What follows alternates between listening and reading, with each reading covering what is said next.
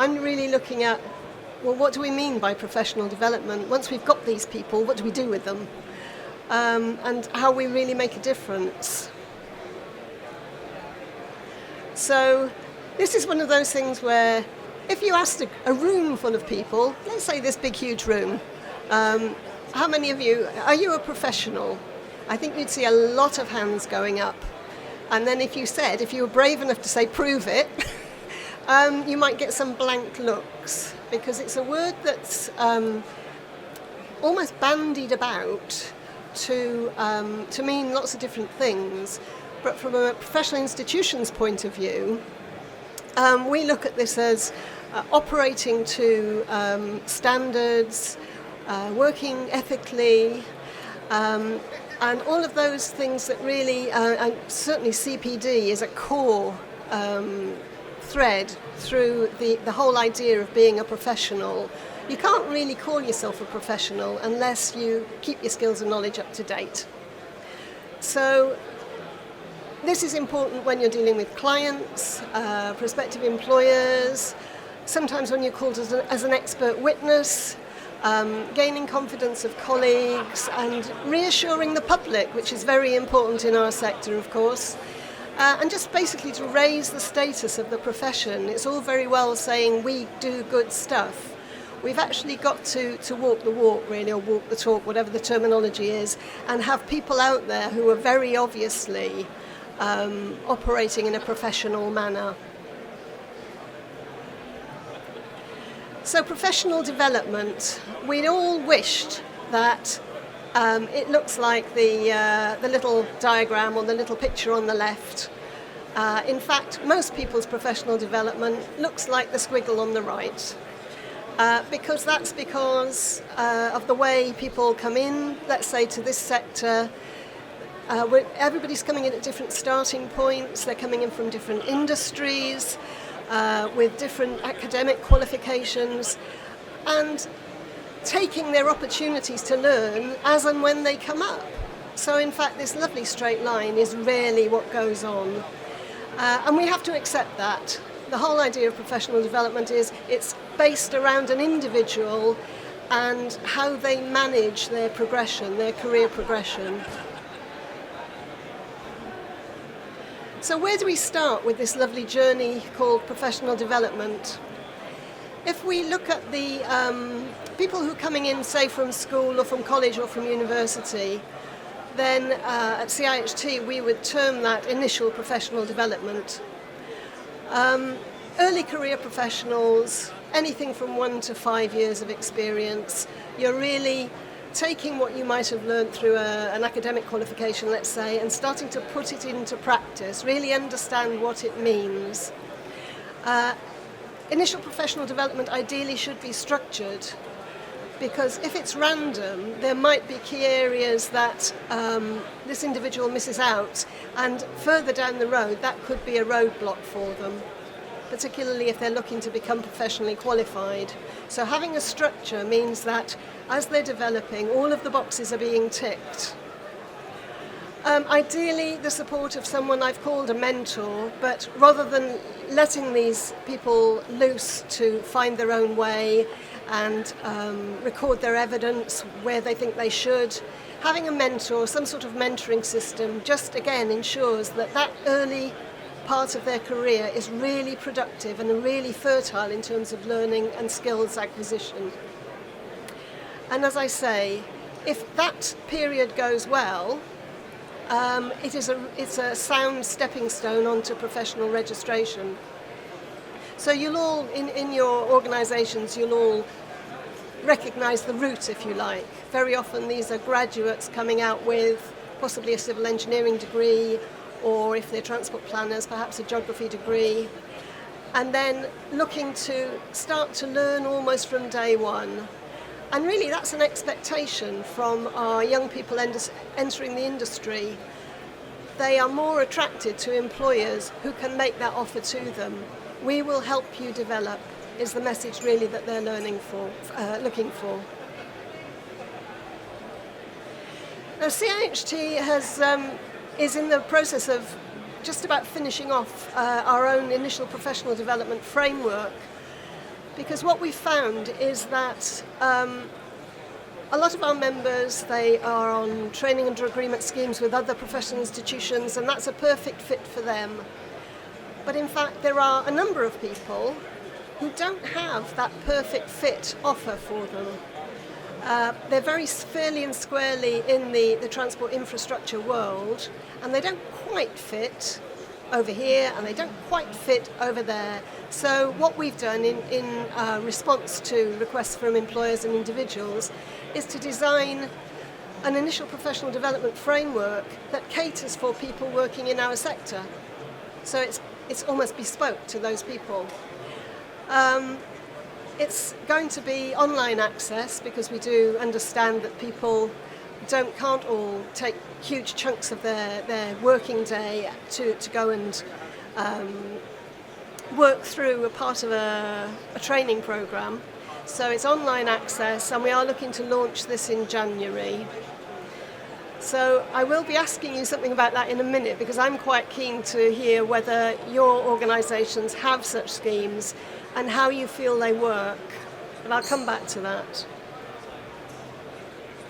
So after this stage of initial professional development, the majority of people in the sector start to think about professional qualifications, because they're looking for some value added. They're looking to perhaps move on in their career, or move employer, or just simply gain more status in the workplace and the industry. So CIHT supports members who are looking to become chartered engineers, or incorporated engineers, or engineering technicians, or chartered transport planning professionals. And that word is in bold because this was a chartered title that was granted to us relatively recently by the Privy Council. And so it gives equal status and recognition to transport planners as a chartered engineer status would give to an engineer. It's an aspirational qualification and designation for transport planners. So those of you who might have transport planners working with you, I expect they'll know about it, but you might just want to flag that with them. So you always get well, why should I? You know, I'm busy. I've got a busy life outside work. There are all sorts of things that are going on that mean I haven't got time to do this. I haven't got time to be to work on becoming professionally qualified. And so some of the reasons why, national and international recognition, and that certainly holds fast for the engineering qualifications, and I think that the CTPP will be following down that path very shortly. Recognition of individuals' knowledge and expertise, evidence of commitment to professional standards, which is very important, and it does assist in career progression. So those are benefits for the individuals. The benefits for employers are that when you are looking at bidding for contracts, let's say, bidding for work, you have a demonstrably well-qualified workforce that certainly does look very good when you're up against companies that perhaps haven't supported their employees as well as you. Again, there are alternatives. There are different options for individuals working in the sector through which they can become qualified. And I would say that if somebody's working in highways and transportation, CIHT is really the most relevant institution. The people coming forward for their qualifications are assessed by people who do similar jobs to them. So they don't have to try to explain what they do. The two people sitting opposite them know what they do and can ask the right questions and really have a proper peer-led conversation. We do offer, well, we're told by candidates that we offer excellent advice and guidance. So we take people through every step of the way to the review, where obviously they're on their own, but we give as much guidance as we can give. And part of this whole process of progressing to professional qualifications is this lovely aspect of CPD, which colleagues were talking about in the earlier session. We expect candidates or our members to do at least 25 hours of CPD a year. We don't stipulate what that is because, again, it's a very personal thing, but we do expect that, and that is part of what is submitted to us when someone wants to become professionally qualified, linking back into our Code of Professional Conduct and Standards and Ethics. So, initial professional development, tick, and these individuals become professionally qualified, but it doesn't stop there. No one really can rest on their laurels because we all work in such a fast-paced sector. CPD is fundamental to professional practice.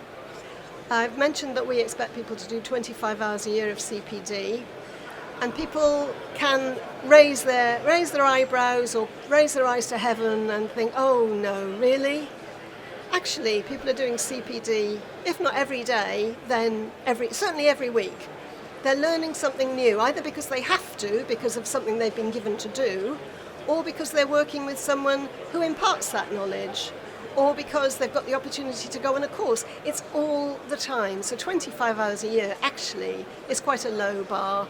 And if you got people to think about all of their learning experiences, it would be a lot more than that. So if you do get people being less than enthusiastic about CPD, actually once they understand what it is, it becomes a lot more meaningful to them. CIHT's regions and nations offer workshops, seminars right throughout the year. Really lovely bite-sized chunks of CPD. So both for yourselves and colleagues, these really are opportunities. If someone's looking to become professionally qualified, they are ideal opportunities to get CPD under their belt.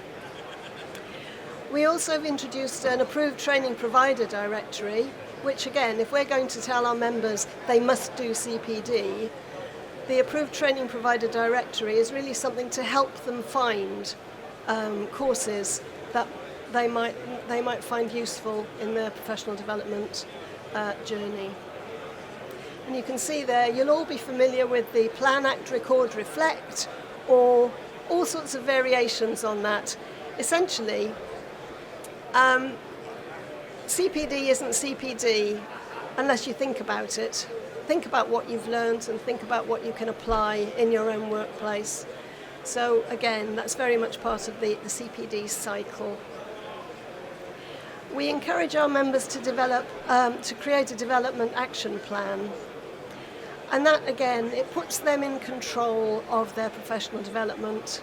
They think of their own objectives, they focus on their own learning, they chart their progress, adapt the plan to reflect their different career needs, and it gives them something tangible to talk about, for example, with their employer. You know, what have you been doing? Well, here it is. Here's my plan. Here's my list.